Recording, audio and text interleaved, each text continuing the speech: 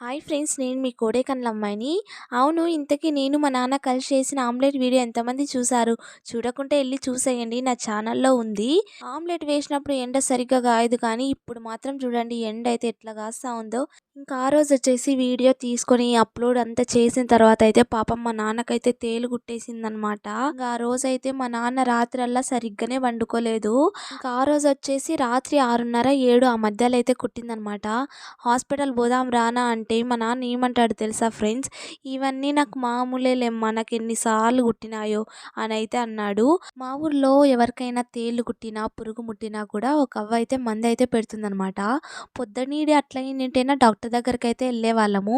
ఇంకా నైట్ కాబట్టి అవ్వ దగ్గరికి వెళ్ళేసి అయితే మందు అయితే పెట్టించుకొని అయితే వచ్చినాడు మా నాన్న. ఇంకా మా నాన్నకు అలా జరిగిన తర్వాత అయితే నాకు మా అమ్మకైతే కాళ్ళు చేతులు అస్సలు ఆడలేదు.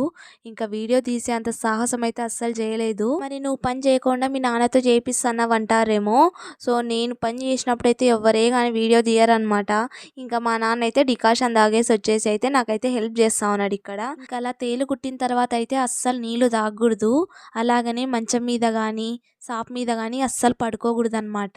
ఇంకా కుట్టిన రోజు అంతా అన్నం అయితే అస్సలు తినకూడదు. ఇంకా మా అమ్మ వచ్చేసి మా నాన్నకైతే డికాషన్ అయితే చేపించింది.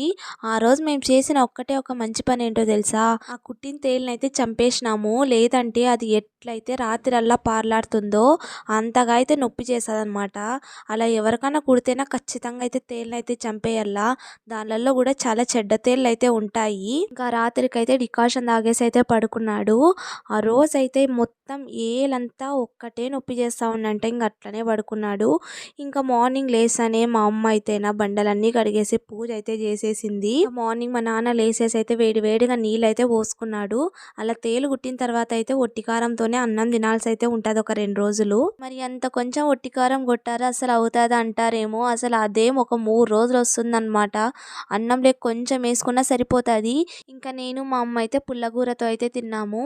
అలాగనే ఒట్టికారంలోకి నెయ్యి కూడా వేసుకొని తినచ్చు. బట్ ఆ రోజు మా ఇంట్లో అయితే నెయ్యి లేకపాయా, ఇంకా అందుకనేసి ఉత్తదే తిన్నాడు. ఇంకా మరి మా నాన్న ఇక్కడ ఏమంటా ఉన్నాడంటే, మీరు చేసే చార్ల కంటే ఇదే బాగుందమ్మా అని అయితే అంటా ఉన్నాడు అనమాట.